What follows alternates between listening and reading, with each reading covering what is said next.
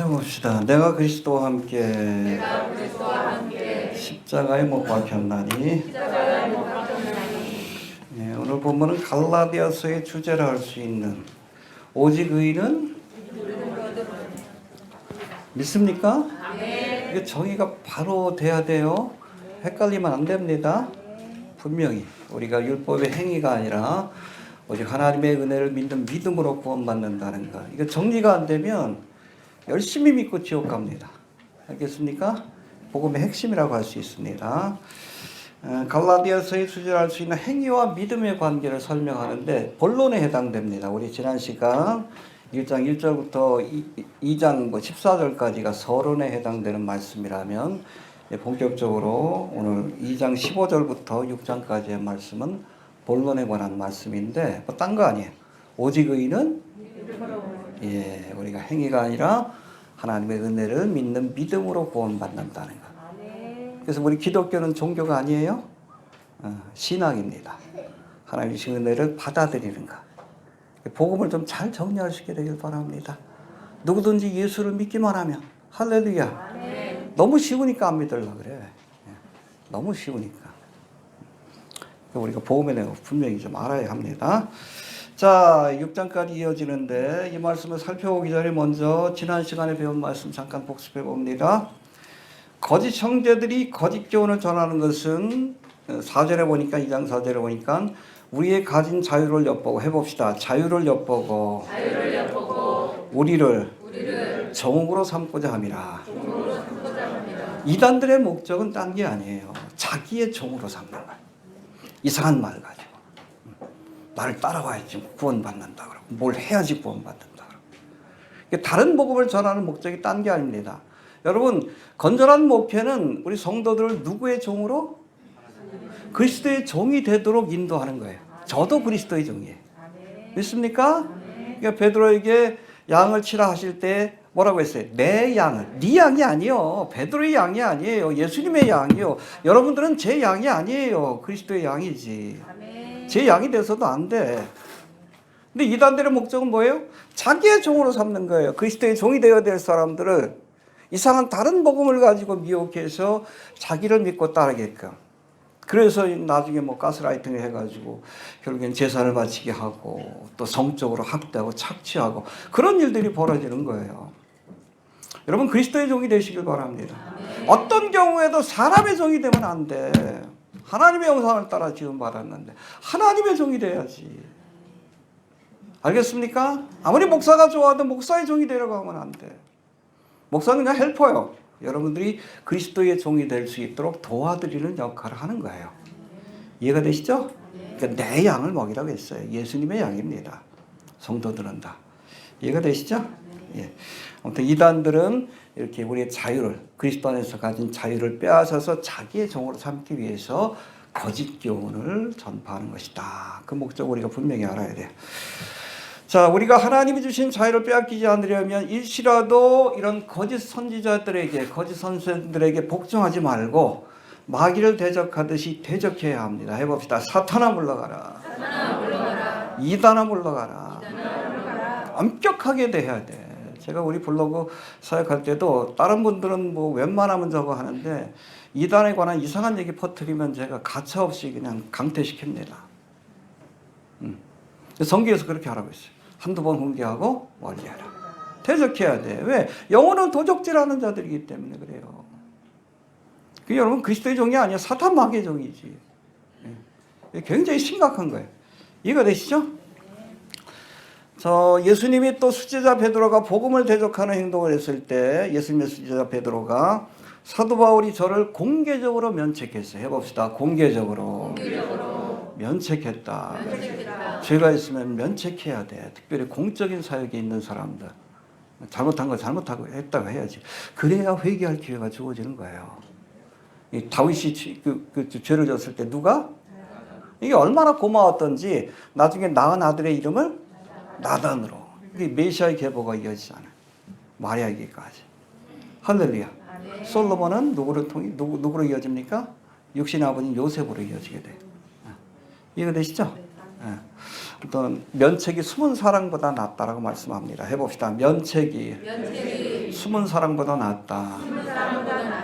예, 하나님의 사람들이 그된 길을 갈 때에 공개적으로 책망하여 회개의 길로 인도하는 것이. 그러니까 나중에 이 사도 베드로가 이 바울에 대해서 굉장히 칭찬을 많이 해요. 베드로후서가 보면 고마웠던 거예요.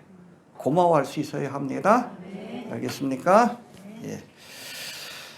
자, 진리를 수호하기 위해 어떠한 타협도 하지 않았던, 사람 눈치 안 봤어. 이게 바울의 장점이기도 하고, 어찌 보면 이것 때문에 뭐 트러블이 있기도 하지만, 그러나 그 면을 하나님이 사랑하신 거예요. 해봅시다. 진리에 있어서는 타협하지 않았다. 심지어는 베드로도 들이받잖아. 수제자인데. 그걸 하나님이 사랑하신 거예요.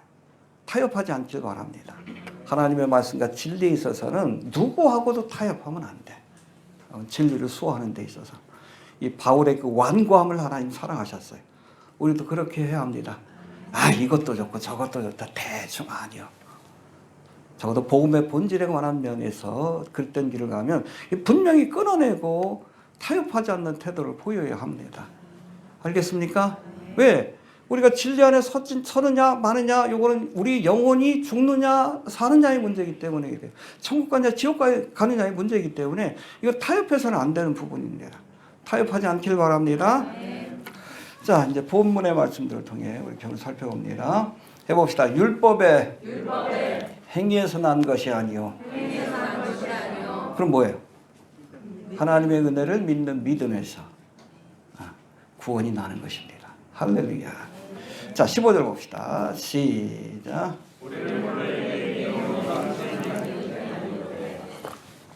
해봅시다. 우리는 본래 유대인이요 이방 죄인이 아니로되. 이건 사실 사도 바울의 견해라기보다는 이방인을 죄인으로 여기는 유대인의 편견을 소개한 겁니다. 일종의 풍자적인 언어라고 이렇게 이해하시면 돼요. 이어지는 16절의 말씀에 보면 유대인들은 하나님께로부터 율법을 받은 사실을 자랑스럽게 여기고 율법을 알지 못하는 이방인들을 뭐로 여겼어요? 죄인처럼 여겼어. 개처럼 여겼어요. 이방인들. 근데 문제는 율법을 받았다는 사실을 자랑하는 유대인들도 실상은 율법을 지키지 않아. 온전히 지킬 수가 없는 거예요. 그들도 알고 보면 죄인이죠. 율법을 알고 죄를 짓거나 율법을 모르고 죄를 짓거나 죄인은 죄인이요 의인은 없나니? 그렇죠.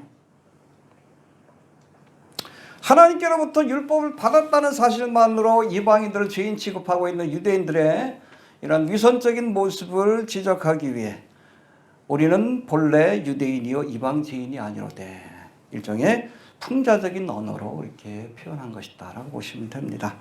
알겠습니까? 여러분, 유대인들이 버림받게 된 가장 근본적인 원인이 뭐 때문에 그래요? 크게 선민의식 때문에 그래.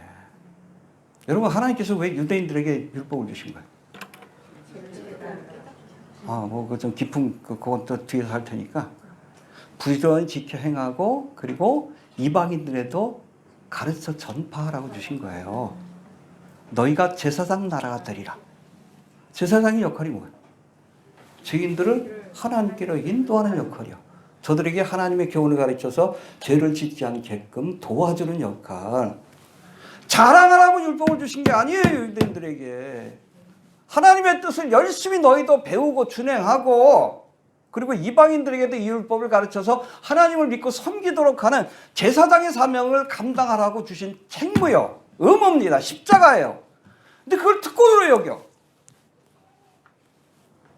그 자랑으로 여겨요. 이게 선민의식이에요. 선민의식. 그리고 하나님이 주신 십자가를 우리가 특권으로 여기면 안 돼. 책임감을 느낄 수 있어야지. 해봅시다. 특권으로 여기면 안 된다. 그렇죠. 이방인들에게 가르치라고 율법을 맡겼는데, 하나님의 말씀을 맡겼는데 가르치기는커녕 오히려 이방인들은 율법도 모른다라고 그냥 멸시하고 아니 상종조차 하지 않으려고 해요. 그러니까 본래 하나님의 계획은 뭐예요?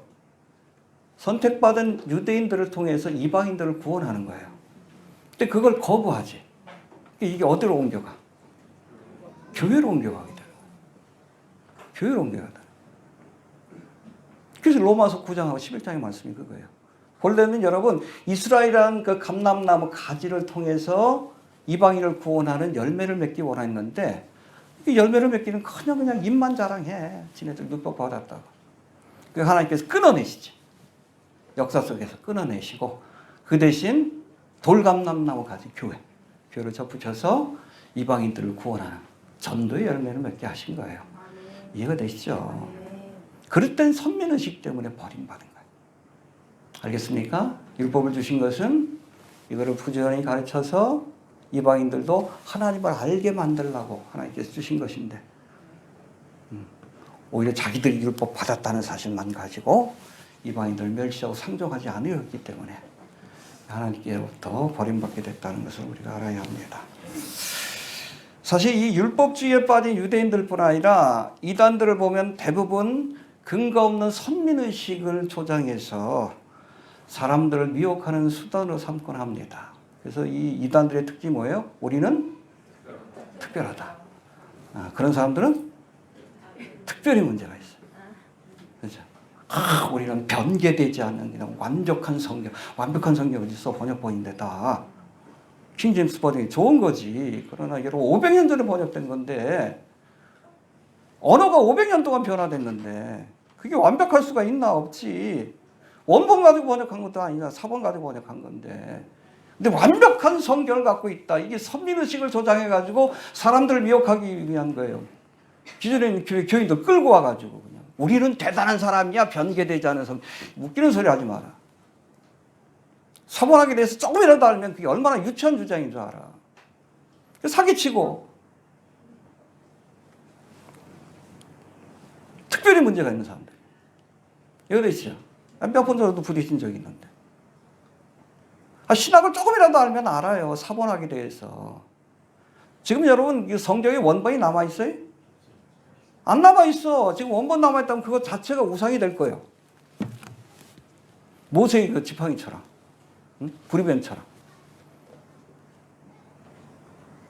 다 사본이요. 그 사본들을 비교해가지고 원본에 가깝게 해석해 나가는 거, 그것이 바로 사본학이요. 이 킹제임스 버전이 그 번역될 때만 해도 사본이 한 20개인가 밖에 발견이 안 됐어. 지금은 수백 개, 수천 개가 발견이 됐는데, 그럼 다시 수정하는 작업들을 해야지. 그 수정하는 작업을 했다고 이게 변개된 성경이 웃기는 소리 하지 마라. 왜 그런 주장을 해? 그걸 통해서 우리는 특별하다는 것을 드러내기 위한, 특별히 문제가 있다는 걸 드러내기 위한, 네? 특별히 문제가 있는 사람들. 우리 주는교회 특별한 교회 아니에요? 평범한 교회. 한국교회가 이래야지. 또 우리가 뭐 요한계시록에서 말하는 그 14만 4천 명이다. 누구요? 신천지. 지금 많으니까 또 뭐 좀 또 14만 4천 명이 넘어가니까 또 엉뚱한 소리해. 예전에 그 여호와 증인도 그랬잖아. 그러니까 지네들끼리 막 경쟁해. 14만 4천 명에 들어가려고. 쇼하고 있네. 그 유대인이에요. 요한계시록에 나오는 거. 휴거 사건 있고 나서의 일이지. 교회하고는 이방이랑은 상관없어. 여러분, 천년왕국은 이스라엘이 제사장 나라의 사명을 회복하는 기간입니다. 원래 주셨는데 저들이 거부했어. 선민의식에 사로잡혀가지고. 그걸 회복하는 기간이 천년왕국의 기간이에요. 알겠습니까? 그때 유대인들은 율법을 지킬 거예요. 근데 그건 여러분 구원받기 위한 게 아니에요. 할례를 받고 나시린의 그런 징표라고 보시면 됩니다. 제사장 나라로서의 징표. 그렇게 이해하시면 돼요. 이해되시죠? 네. 또 우리는 뭐 백신 받지 않은 아주 특별한 사람이다. 어쩌라고? 응? 어쩌라고? 웬만하면 맞지 마십시오. 후유증이 커요. 응. 혹시라도 저거 하면. 지난 시간에 말씀드렸지만 저 어머님 그 요양원 갔더니 노인 양반이 다 그냥 예전에는 멀쩡하셨는데 다 거의 다 치매신 것 같아. 계속 백신 맞겠지. 병원에 있으니까. 돌아가신 분들도 계시고 몸엔 안 좋아요. 그러나 어쩔 수 없는 상황이 있잖아. 내가 저 사람 생명을 살려야 될 의사인데 나 백신 맞기 싫어. 그건 아니잖아. 응? 내가 복음을 전해서 저 영혼들 구원해야 되는데 나 백신 맞기 싫어서 가만히 있을 거야. 그건 아니지. 내 생명에 위험이 있어도 여러분 그 생명보다 귀한 게 사명이요. 어쩔 수 없을 때는 우리가 뭐 기도하고 맞아라 그랬더니 또 그냥 박 목사가 백신 맞으라 그랬다고.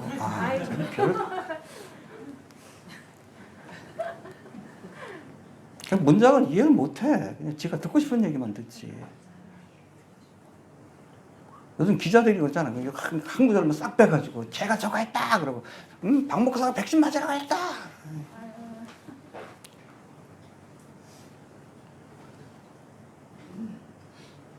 우리는 백신 맞지 않은 특별한 사람, 특별히 문제 있는 사람들.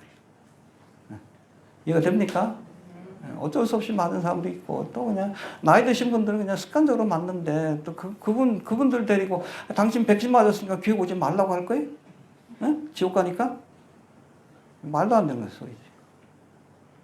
이해가 되시죠? 아무튼 특별하다라고. 이거 선민의식을 조장하는 사람들은 뭐라고요? 특별히 문제가 있는 거예요. 버림받은 거예요.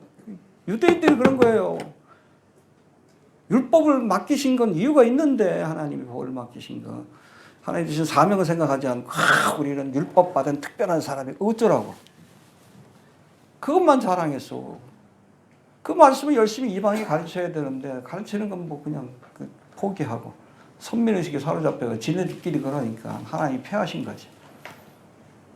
교회를 대신 세운 거예요. 이해가 되시죠? 자, 16절 넘어갑시다. 시작.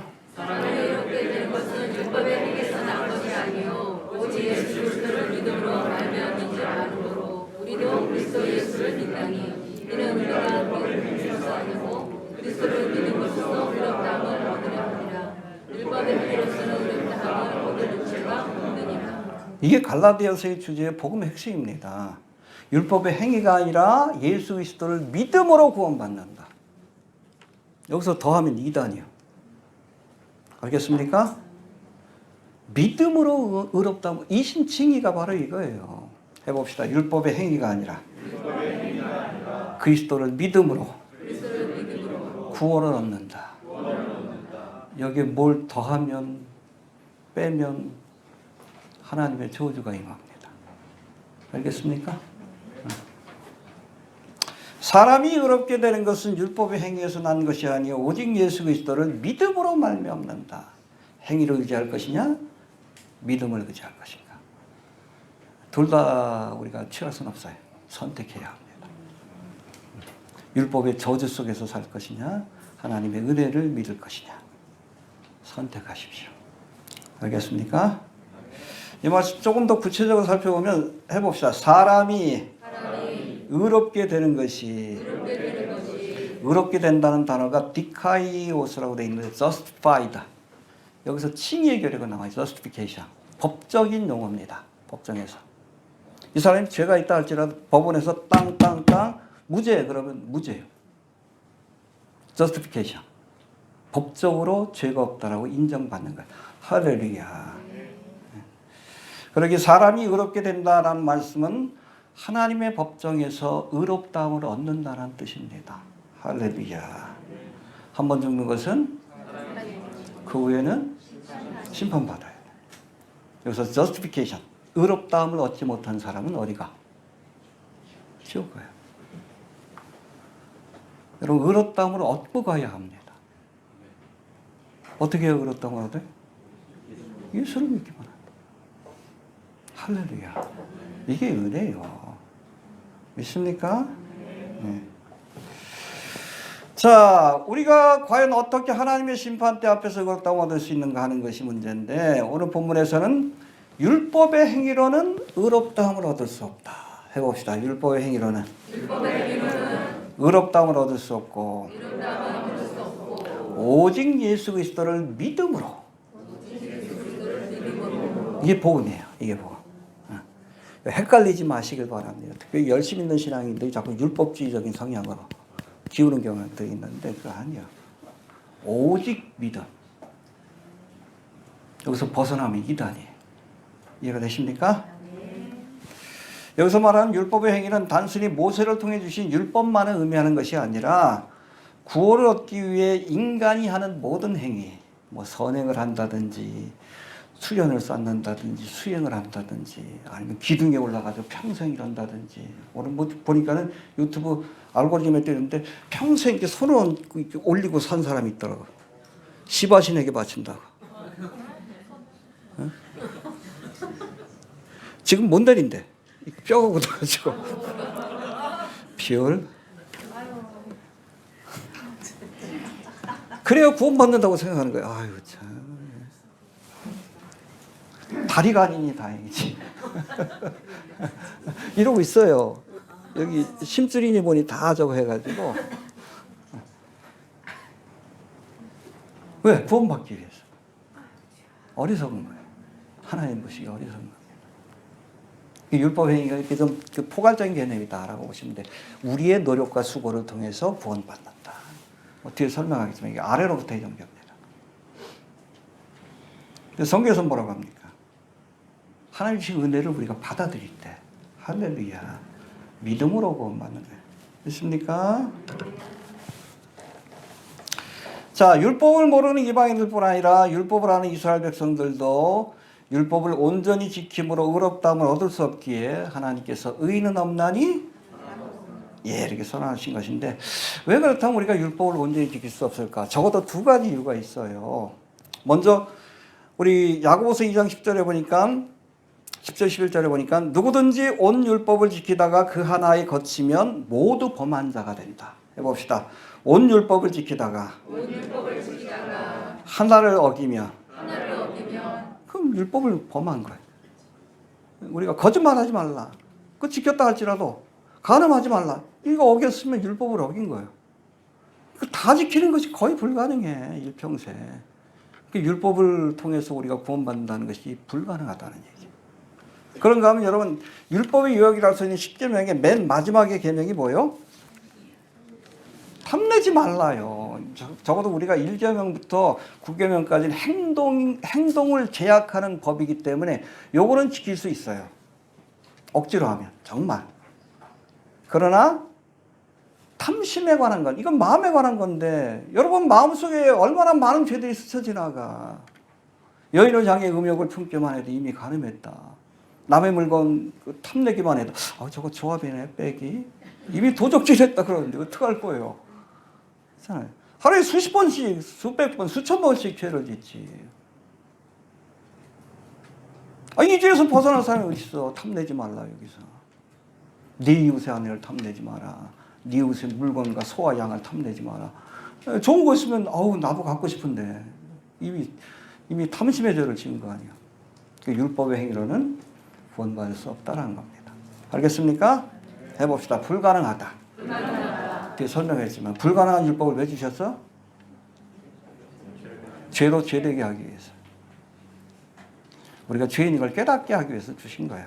뒤에 또 설명합시다. 17절 봅시다. 시작. 만일 우리가 그리스도 안에서 어렵게 노력하다가 죄인으로 나타나면 그리스도께서 죄짓지 않으셨느냐? 결국 얻을 수 없느니라. 그리스도 안에서 의롭게 되려고 하다가 죄인으로 나타난다. 이 말씀을 잘 우리가 이해해야 되는데 이 말씀은 율법의 행위가 아니라 그리스도를 믿는 믿음으로 의롭다함을 얻으려다가 그렇죠? 율법이 아니라 예수를 믿음으로 그렇게 의롭다함을 얻으려다가 율법주의자들로부터 죄인처럼 취급받는다는 거예요. 이해가 되시죠? 갈라디아 교회는 그랬잖아. 이 율법주의자에 찾아와가지고 야, 너 예수 믿는 건 좋은데 왜 할례 안 해? 왜 절기 안 지켜? 그렇죠? 지킬 필요가 없지. 예수를 믿기만 하면 구원 주신다고 했나? 근데 저들이 정죄하는 거예요. 죄인처럼 나타난다는 것이 그겁니다. 이해가 되시죠? 네. 여러분 예수님은 영생의 도리를 묻는 니고데모에게 어떻게 해야지 구원받는다고 했어요? 율법을 지키라? 아니지. 요한복음 3장 16절. 하나님이 세상을 이처럼 사랑하사 독생자를 주셨으니 이는 저를 믿는 자마다 멸망하지 않고 영생을 얻게 하려 하심이라. 예수를 믿어 하나님 보내신 독생자를 믿기만 하면 영생을 얻으리라. 할렐루야. 믿습니까? 율법을 지키라고 하지 않았어요. 불가능한 걸 아시기 때문에. 하나님 보내신 독생자를 믿어라. 예수를 믿으면 주 예수를 믿어라. 그리하면 그렇죠. 이게 복음이에요. 근데 문제는 여러분 율법주의자들의 기준대로라면 예수님이 구원의 조건으로 율법을 지킬 것을 요구하지 않았죠. 그러면 예수님이 율법을 무시한 사람이 되기 때문에 죄를 방조한 사람처럼 취급받을 수밖에 없다는 거예요. 이해되시죠? 그리스도께서 죄를 짓게 하는 자냐? 왜? 율법을 강조하지 않으니까. 그럴 수 없느니라. 말도 안 되는 소리다. 그런 얘기. 이처럼 여러분 율법주의는 단순한 교리 문제가 아니에요. 마치 예수님을 죄를 짓게 하는 자인 것처럼. 그렇죠? 율법을 강조하지 않았다는 거예요. 그렇게 몰아가는 심각한 신성모독의 죄가 됩니다. 이거 되시죠? 예수님이 정하신 거예요. 믿기만 하면 구원받는다. 그런데 그 말씀을 외면하고 율법을 지켜야 된다고 주장하는 것은 예수님을 마치 죄를 짓게 하는 사람인 것처럼 몰아가는 신성모독의 죄가 된다는 이야기입니다. 죄예요? 열심히 있는 신앙 아니에요? 아주 심각한 죄입니다. 그러니까 지옥 가는 거예요? 율법주의자들이 그 교만함 때문에 지옥 가는 거예요. 예수님도 정죄. 예수님도. 공생의 기간 동안에 바리새인 서기관도 예수님 막 정죄했잖아요.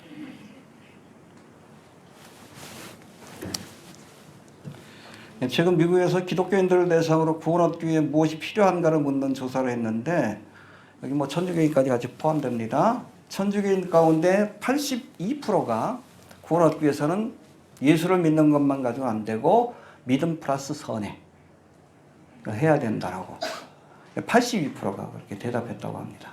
나머지 18%는 뭐라고 했을까요? 질문의 의도를 몰랐대요. 구원받는다는 개념 자체가 없어. 그냥 종교 생활을 했기 때문에. 이해가 되시죠? 구원 받아? 구원이 뭐야? 그런 사람이 18%래. 근데 아무튼 뭐 천주교인뿐 아니라 개신교인들한테도 이런 조사를 했는데 놀랍게도 개신교인들 가운데 52%가 구원을 얻기 위해서는 믿음만 가지고는 안 되고 선행을 해야 된다. 믿음 플러스 행위를 이야기하는 사람이 과반이 넘었다고 합니다. 교회 안에서도 오직 믿음, 오직 은혜, 오직 예수라고 하는 성경의 교훈, 복음의 핵심적인 교훈을 이해하지 못하고 율법주의적인 성향으로 바뀌어가는 모습을 우리가 알 수 있다는 겁니다. 한국교회는 더 할 것 같아. 특별히 여러분 열심 있는 신앙인들이 율법주의적인 성향이 있어요. 그 열심 있는 거 아니에요? 그건 이단입니다. 열심 있는 신앙생활 아니에요. 물론 우리가 예수를 믿고 나서도 우리가 열심히 하나님의 뜻에 하나님의 말씀에 순종해야 돼. 그건 여러분 구원받기 위해서 순종하는 것이 아니에요. 왜 순종해? 구원받았기 때문에. 이해가 되십니까? 구원받았기 때문에 주의 말씀에 순종하는 거예요. 구원받기 위한 게 아니에요. 여러분 율법주의도 잘못된 이단이지만 사실은 무법주의도 이단이요. 나는 구원받았으니까 무슨 짓을 해도 돼. 일루미나티 위해서 일해도 돼. 박진영이 그러잖아. 예? 구원파의 그 이단이지. 논리인데. 말도 안 되는 주장이에요. 구원받았으니까 우리가 하나님의 말씀에 순종하려고 애쓰는 겁니다. 구원받기 위해서가 아니라. 그게 자연스러운 거지. 내가 거룩하니? 그렇지. 성도란 이름을 먼저 주셨잖아. 그러니까 이제부터는 조금 좀 거룩해지려고 애쓰는 것 뿐이에요. 이건 구원받기 위한 게 아니에요. 구원받았으니까. 우리가 균형을 맞춰야 돼. 율법주의와 무법주의 사이에서. 둘 다 이단이에요. 율법주의도 이단이고 구원파 같은 무법주의도. 구원받았다고 하는데 우리의 삶에 그 변화가 없다 그러면 좀 돌아봐야 돼. 내가 진짜 구원받은 건지 아니면 구원받은 줄로 착각한 건 아닌지. 가론유다처럼 구원파처럼. 왜냐하면 여러분 시간이 지나가면 구원받은 뒤에서 성령의 열매가 나타나게 되기 때문에 그래요. 주님과 동행하다 보면. 그게 없다 그러면 돌아봐야 돼. 내가 정말 구원받은 건지 아니면 구원받은 줄로 착각한 건지. 누구처럼? 가론유다처럼. 은혜 받아도 여러분 구원 못 받은 사람이 있어. 가론유다 은혜 많이 받았잖아. 12제자 가운데 포함이 됐는데. 그래도 구원 못 받았어요.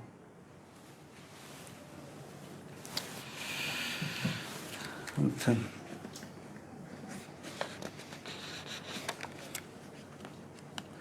율법의 행위가 아니라 오직 믿음으로 구원받는 겁니다. 알겠습니까?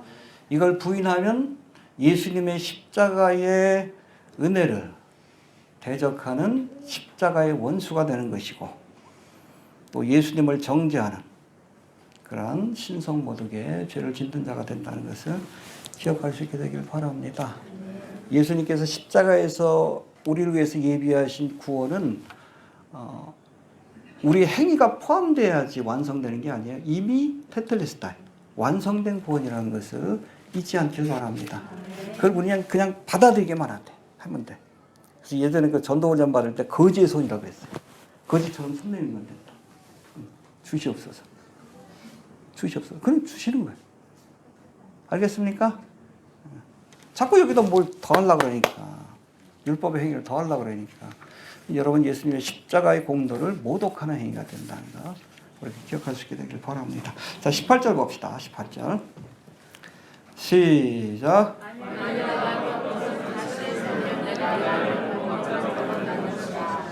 여기 보니까 내가 헐었던 것. 이게 헐었던 게 뭐예요? 율법주의를 의미합니다. 누가 헐었어? 예수님이 헐었지. 어디에서? 십자가에서. 율법주의 시대를 끝내고 은혜의 시대를 열었습니다. 그렇죠? 십자가에서 운명하실 때에 다 이루었다. 그때 여러분 상징적인 사건이 일어났어. 성막에서, 성소에서. 성소와 지성소 사이에 휘장이 갈라졌습니다. 할렐루야.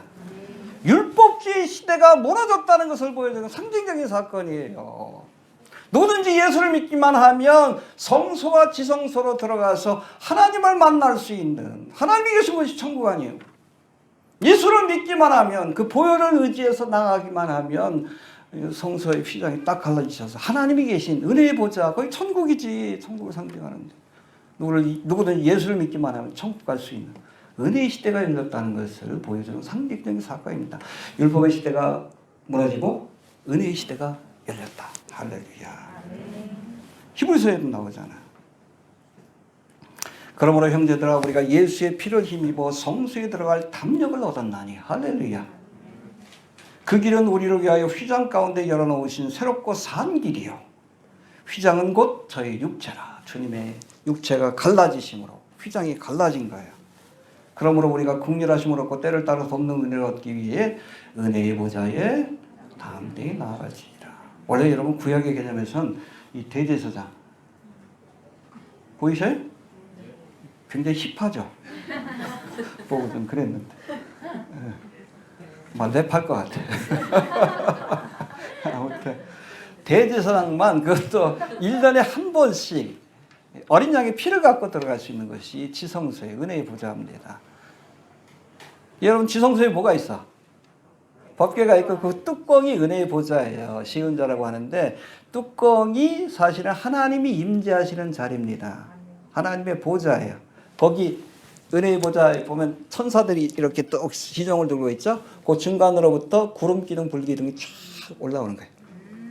하나님이 임재하시는 겁니다. 하나님이 앉아 계시는 거예요. 거기 함부로 들어가면 죽어. 대제사장도 반드시 죄를 속죄하고 그 다음에 어린 양의 피를 갖고 들어가야. 그것도 대속죄일에 1년에 한 번.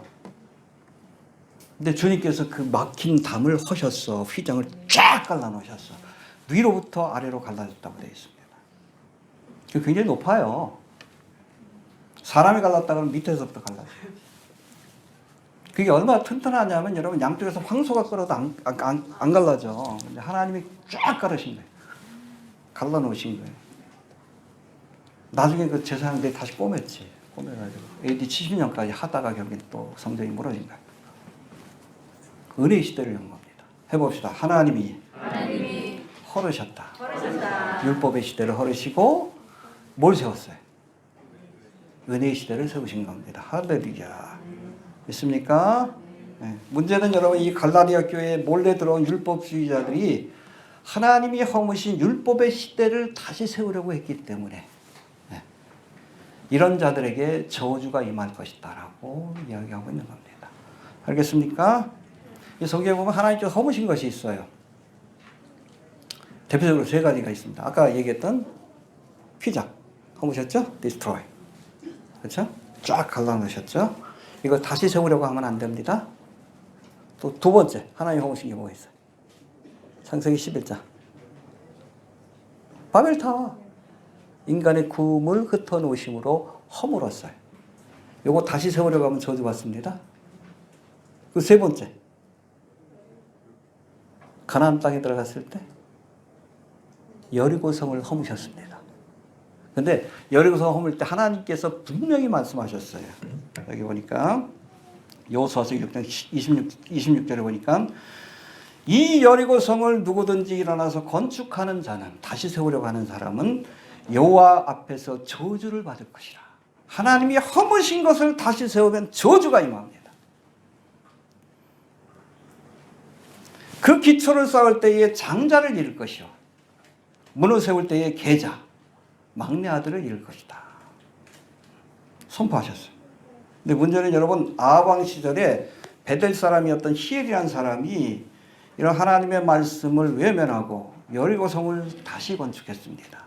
근데 보니까 저가 그 터를 쌓을 때에 맏아들 아비람을 잃었고, 그렇죠? 그 문을 세울 때에 말째 아들 수굽을 잃었더라. 성경의 예언대로 하나님이 허무신 것을 다시 세우면 저주가 임합니다. 알겠습니까? 율법주의 시대를 예수님께서, 하나님께서 허무셨어. 다시 세우려는 자들에게 저주가 임해요. 여리고성도 하나님께서 허무셨어요. 하나님 직접 허무셨죠? 이스라엘 백성이 한 게 아니에요? 응? 외치니까 나팔을 불면서 하나님 무너뜨리셨지. 다시 세우니까 저주가 임했어요. 앞으로 이 땅에 여러분, 바벨탑으로 상징되는 뉴월드 오더, 세계 정부를 다시 세우려고 하는 어둠의 세력들이 있어요. 현대판 유무로 할 수 있는 적그리스도와 그리고 추종하는 세력들. 저들에게는 하나님의 준엄한 심판과 저주가 임하게 될 것입니다. 그 요한계시록에 나오는 말씀들이에요. 이거 됩니까? 해봅시다. 하나님이 헐었던 것을 다시 세우며 저주가 임한다. 알겠습니까? 율법주의를 다시 세우려고 하지 않길 바랍니다. 은혜의 시대를 여신 거예요. 이거 되시죠? 하나님이 허무신 것을 다시 세우려고 하는 자들에겐 하나님의 저주가 임합니다. 자, 그 다음에 우리 19절부터 봅시다. 내가 그리스도와 함께 19절 봅시다. 시작.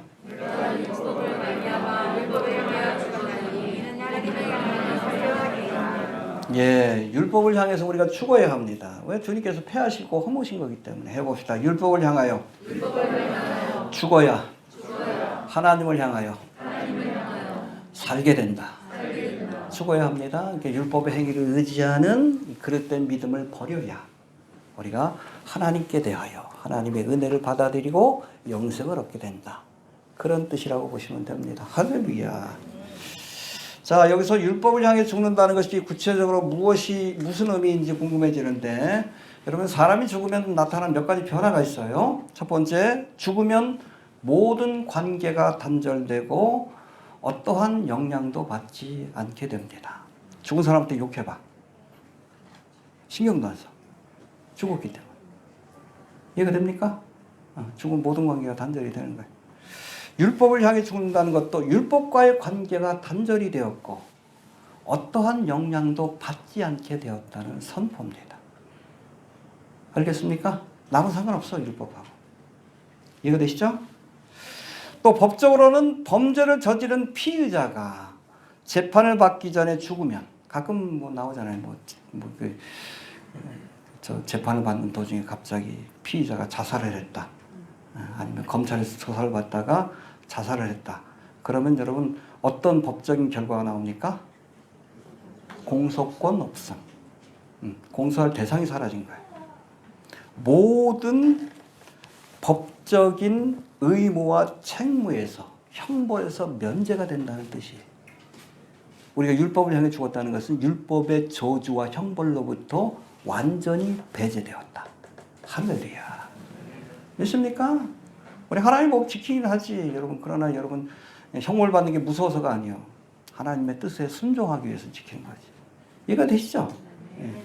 자, 세 번째, 로마서 7장에서는 우리가 율법을 향해 죽으면 율법으로부터 자유로운 자가 된다. 해봅시다. 율법으로부터 자유로워진다.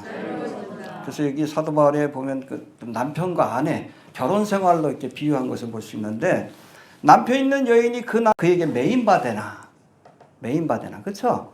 이때 여러분 다른 남자한테 가면 안 돼요. 매인받으나 만일 그 남편이 죽으면 남편의 법에서 벗어났느니라.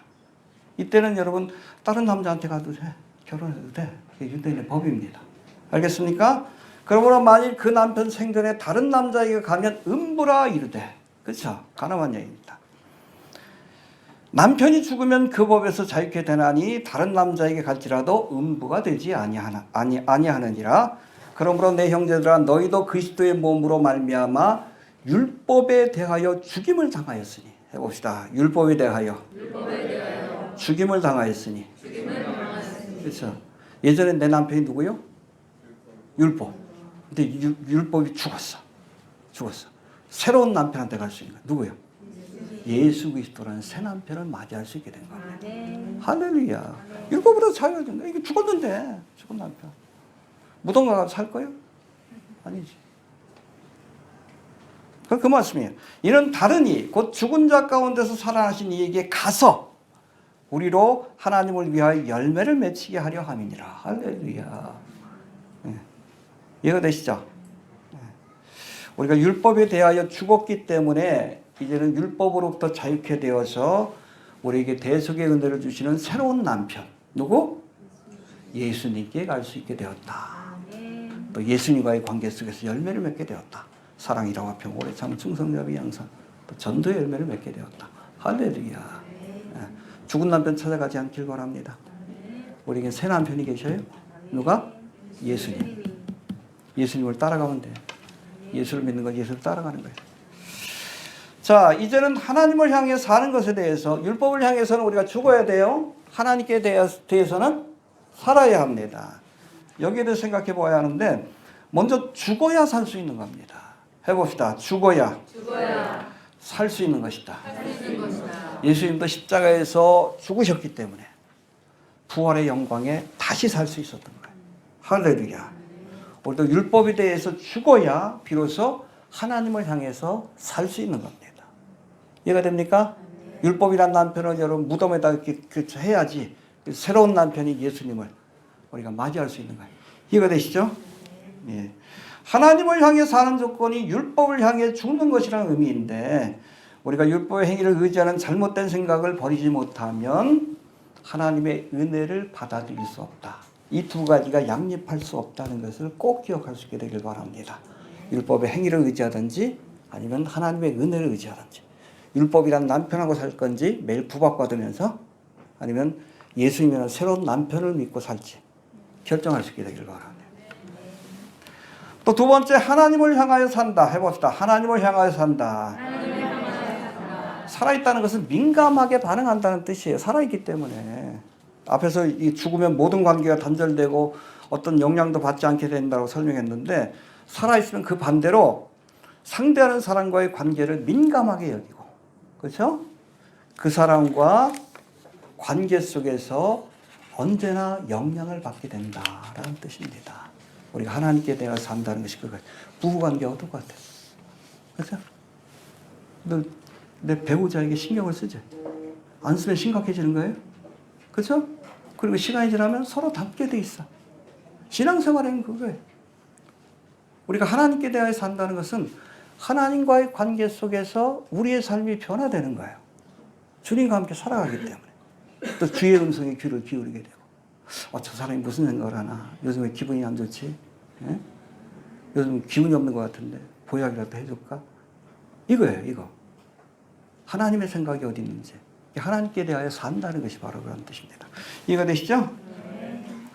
여러분, 이 땅의 모든 종교는 아래로부터의 종교와 위로부터의 종교로 나눌 수 있습니다. 해봅시다. 아래로부터의 종교, 위로부터의 종교. 기독교를 큰 의미에서 종교라고 우리가 한번 좀 카테고리를 만들어 봅시다. 아래로부터의 종교는 구원의 조건으로 인간의 공로와 선행과 수행을 내세웁니다. 구원의 주체가 누구요? 나예요. 인간이. 내가 뭘 해야 구원받는다. 세상의 모든 종교는 아래로부터의 종교입니다. 그런 의미에서. 알겠습니까? 그러나 위로부터의 종교는 위로부터 하나님 주신 은혜가 아니면 구원 얻을 수 없다. 하나님이 은혜를 주셔야. 구원의 주체가 누구예요? 하나님이셔요. 하나님이 세상을 이처럼 사랑하세요. 그걸 받아들이는 것이 믿음이에요. 리시브하는 거. 하나님 주시는 그 은혜를 받아들이는 것. 영접하는 자 곧 그 은혜를 믿는 자에게. 리시브하는 거예요. 하나님 예비하신 그 은혜. 기독교가 바로 구원의 주체를 인간이 아닌 하나님으로 보는 위로부터의 종교입니다. 유일한 종교예요. 카톨릭도 아래부터의 종교입니다. 바벨론 신앙하고 섞여가지고. 율법주의는 여러분 아래부터의 종교예요. 내가 뭘 해야지 율법을 준행해야 할례를 받고 구원받는다. 아래부터의 종교예요. 여러분 창세기 11장에 보면 노아의 홍수 심판 이후 신할 평지에 사람들이 모여서 벽돌로 높은 대, 즉 바벨탑을 쌓은 뒤 뭐라고 했습니까? 해봅시다. 성과 대를 쌓아 대 꼭대기를 하늘에 닿게 하자. 내 노력으로 천국 가겠다는 거예요. 그러니까 이거 높이 쌓아야지 3층까지 가려니까. 불가능한 일이지만. 그래서 여러분 아래로부터의 종교의 특징이 뭐예요? 탑을 쌓는 거예요. 탑을 쌓는 거. 내가 이렇게 높이 공로의 탑, 선행의 탑, 높은 탑을 쌓아가지고 이 공로가 어느 정도까지 하늘에 닿았을 때 구원받는다. 가능해? 모든 종교는 다 탑이 있잖아. 불교도 탑이 있고. 여러분 산에 가봐. 가끔 보면 이거 돌 쌓아놓잖아. 그 여담이지만 어떤 분이 그 등산 갔다가 갑자기 급해가지고 옆에서 실내를 하고서 거기다 돌로 이렇게 해놨대. 그 다음 가봤더니 거기 탑이 쌓여있대. 그 앞에 막 비나이 탑이. 똥탑 앞에. 얼마나 미련해. 똥탑 앞에서. 이 미련한 짓이에요. 어디 그 요즘 가봐. 산에 가봐. 다 그냥 돌 쌓아놓지. 그래야지 구원받는다고 믿기 때문에 그래. 이게 탑의 종교예요. 기독교는 뭐예요? 제단의 종교예요. 보세요. 이 번제단도 하나님께서 가슴 높이로 오라고 했어요. 높이서 하라고 하지 않았습니다. 근데 여러분 바벨탑은 하늘 꼭대기까지 닿았다. 왜? 내가 노력해가지고 천국 간다는 생각하지. 근데 하나님께서 제단은 나주막하게 쌓으라 그랬어요. 나주막하게 쌓고 재물을 올려놓으면 하나님이 내려오시는 거예요. 그렇죠? 위로부터 하나님의 은혜가 내려오는 거예요. 제단은 뭐예요? 내가 죄인이라는 것을 고백하는 겁니다. 나는 아무것도 못합니다. 그럴 때 하나님께서 위로부터 은혜를 주시는 거예요. 이해되시죠? 네. 자, 20절 넘어갑시다. 시작. 내가 그리스도와 함께 십자가에 못 박혔나니 그러니 이제는 내가 사는 것이 아니요 오직 내 안에 그리스도께서 사신 것이라. 이제 내가 이제 가운데 사는 것은 나를 사랑하사 나를 위하여 자기 몸을 버리신 하나님의 아들을 믿는 믿음 안에서 사는 것이라. 우리 찬양할 때 이거 했는데 우리 이거 좀 강조하는 이유가 있습니다. 이게 사실은 갈라디아서 전체의 요절이라고 보시면 돼요. 주제는 율법이 아니라 은혜로, 행위가 아니라 믿음으로 구원받는다는 것이고, 요거는 갈라디아서 전체의 요절이라고 보시면 됩니다. 자, 신앙생활이란 뭡니까? 내가 그리스도와 함께 십자가에 못 박히고 하나님의 아들을 믿는 믿음 안에서 사는 것이다. 할렐루야. 이게 신앙생활이에요. 율법주의는 종교생활입니다. 종교생활입니다. 자, 그 의미를 구체적으로 한번 살펴봅시다. 해봅시다. 먼저 내가 그리스도와 함께 십자가에 못 박혔나니. 여러분 하나님이 세상을 이처럼 사랑하사 독생자를 주셨다는 말씀처럼 예수님은 온 인류를 위해 오셔서 온 인류의 죄를 대신해서 십자가에 죽으신 겁니다. 할렐루야. 네, 문제는 실제로 이것을 믿음으로 받아들이는 사람만이 이 구원의 은혜가 자신의 것이 될 수 있는 거예요. 내가 주님과 함께 십자가에 못 박혔다라고 고백할 수 있어요. 이해가 됩니까? 그런 뜻이에요. 근데 여러분 객관적인 사건이 이미 일어났어. 근데 내가 주님과 함께 십자가에 못 박히는 그 은혜를 경험해야 돼. 내 죄를 고백하고 십자가의 은혜를 받아들이는. 내가 중요한 거예요? 아멘. 알겠습니까? 아멘. 예, 여러분 야곱도 그랬잖아. 예. 야곱이 베들에서 하나님을 처음 봤죠? 그때 비로소 아브라함의 하나님, 이삭의 하나님을 나의 하나님으로 고백할 수 있었던 거예요. 아멘. 여러분 그런 은혜가 있길 바랍니다. 아멘. 뭐 우리 엄마가 믿는, 아버지가 믿는, 할아버지가 믿는, 이거 중요한 거 아니에요. 내가 그리스도와 함께 십자가에 못 박힌 경험이 있는가, 그게 중요한 거예요. 아멘. 이해가 됩니까? 분명히 예수님은 우리 온 인류를 위해서 십자가 지셨지만 그걸 내가 받아들여야 구원받을 수 있는 겁니다. 해봅시다. 내가 십자가에 못 박혔나니. 십자가에 못 박혔나니. 예, 그런 은혜가 있길 바랍니다. 또 두 번째, 내 안에 그리스도께서 사신 것이라. 해봅시다. 내 안에 그리스도께서 사신 것이라. 나는 이미 주님과 함께 십자가에 못 박혔어. 그 다음은 누가 사시는 거예요? 예수님이 사시는 거지. 내가 죽어야 그리스도께서 살 수 있는 거예요. 이해가 되시죠? 예. 내 생각이 죽어야 그리스도의 생각대로 살아갈 수 있는 겁니다. 내 욕심이 죽어야 그리스도의 영광을 위해서 살아갈 수 있는 거고, 내 계획을 버려야 그리스도의 뜻대로, 주님의 계획대로 살아갈 수 있는 거예요. 죽어야 살 수 있는 겁니다. 여러분 그리스도께서 사시게 하시길 바랍니다. 그 다음에 세 번째, 이제 내가 육체 가운데 사는 것은, 앞으로 내가 육체 가운데 사는 것, 남은 인생은 나를 사랑하사 나를 위하여 자기 몸을 버리신 하나님의 아들을 믿는 믿음 안에서. 할렐루야. 해봅시다. 믿음 안에서 사는 것이라. 믿음 안에서 사는 것이라. 예, 이 신앙생활의 본질이 그거예요. 아들을 믿는 믿음으로 살아가는 거예요. 그죠? 목사 대신 예수님을 믿고 따라가는 것이 신앙생활입니다. 때론 우리를 사망의 음침한 골짜기로 인도한다 할지라도 불평하지 마십시오. 여기를 지나야 푸른 초장 맑은 시냇 물가가 나오니까. 믿음 생활이 그건 거예요. 주님께서 인도하시는 대로. 율법주의는 뭐예요? 내가 그냥 뭐 계획을 세워가지고 뭐 율법의 조항을 지키고 뭘 하고 수련을 쌓고. 아니요. 믿음 생활은 뭐예요? 주님을 믿는 거예요. 목자 되신 예수님을, 또 선하심을 믿고 따라가는 겁니다. 에녹처럼. 따라가다 보면 어느 날 우리를 하나님의 나라로 인도해 주시는 겁니다. 믿음으로 살아가는 것이 신앙생활의 본질이라는 것을 잊지 않기를 바랍니다. 자, 그 다음에 21절을 보고 마칩시다.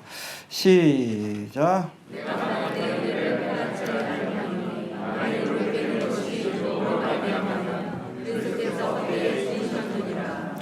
예, 21절은 20절에 대한 보충 설명을 할 수 있는데, 먼저 내가 하나님의 은혜를 패하지 아니하노니. 해봅시다. 하나님의 은혜를 패하지 아니하노니. 하나님의 은혜를 헛되이 하지 않는다는 뜻인데, 만약 내가 하나님의 허르신 율법의 행위를 의지한다면 그것은 하나님의 은혜를 패하는 것이 돼요. 이해가 되시죠? 예. 내가 결단코 그렇게 하지 않겠다라는 의지를 천명한 것인데, 우리가 과연 율법의 행위를 의지하는 종교 생활을 할 것인지, 그 끝은 저주예요. 아니면 하나님의 은혜만을 믿는 신앙생활을 할 것인지 결정하시길 바랍니다. 결정하시길 바랍니다. 알겠습니까? 또 두 번째로, 만일 의롭게 되는 것이 율법으로 말미암으면 그리스도께서 헛되이 죽으셨느니라. 그렇죠? 율법을 통해서 우리가 의롭다움을 얻을 수 있다면 예수님 십자가 죽을 이유가 없잖아. 율법 지키면 되지. 그렇게 주장하면 그리스도께서 헛되이 죽으셨다라고 선포하는 거와 똑같아. 그러니까 십자가의 원수가 되는 거예요. 이해가 됩니까? 사실 율법이 아니라 하나님의 은혜로 구원받는다는 것은 하나님이 모세를 통해 십계명을 주셨을 때부터 알려주신 하나님의 진리예요. 모세가 여러분 그 시내산에서 십계명을 받아왔죠. 율법의 요약이라고 할 수 있는. 근데 그것만 받아온 게 아니라 더 중요한 게 뭐예요? 성막의 모형도. 율법의 역할은 뭐라고요? 죄를 깨닫게 하는 거예요. 죄를 깨달았으면 어떻게 해야 돼? 성막으로 가야지. 제단이 있는 성막으로 가서 거기서 죄사함을 받고 하나님과의 관계를 회복하고 성소와 지성소로 들어가 하나님을 만나게 되는 거예요. 할렐루야. 그게 성막 아닙니까? 핵심이 성막이에요. 성막은 알파부터 오메가가 다 예수에 관한 거예요. 거기서 드려지는 특별히 희생의 제사는 예수님의 십자가를 상징하고 있습니다. 성막도 이게 딱 보면 십자가의 모양이 나와. 제단을 중심으로 해가지고. 뭐 뒤에도 다시 설명하지만 율법이 모학선생이라고 했어요. 우리를 예수님께로 이끌어가는 그런 역할을 하는 거예요. 알겠습니까? 예수 그리스도께서 헛되이 죽으신 것이 아니라 그 옛날 하나님이 모세에게 율법을 주실 때 보여주신 이 대속의 사역을 완성하기 위해 할렐루야 십자가에 죽으셨다는 것을 잊지 않게 바랍니다. 자, 정리합니다. 율법의 행위를 의지할 것인지 아니면 하나님의 은혜를 믿을 것인지 결정하십시오. 둘 다 할 수 없어요. 율법의 행위를 의지할 것인지 하나님의 은혜를 믿을 것인지 결단할 수 있게 되길 바랍니다. 하나님이 허르신 율법의 행위, 율법주의를 의지하는 자는 열심히 종교 생활을 하다가 지옥에 가는 저주를 받게 될 겁니다. 내가 죽어야 특별히 내가 무엇을 행함으로 구원받을 수 있다는 잘못된 생각, 율법주의적인 사고가 죽어야 비로소 예수님이 나를 구원하시기 위해 일할 수 있다는 사실을 잊지 않길 바랍니다. 자, 20절 보고 우리 마칩시다. 20절. 시작. 내가 그리스도와 함께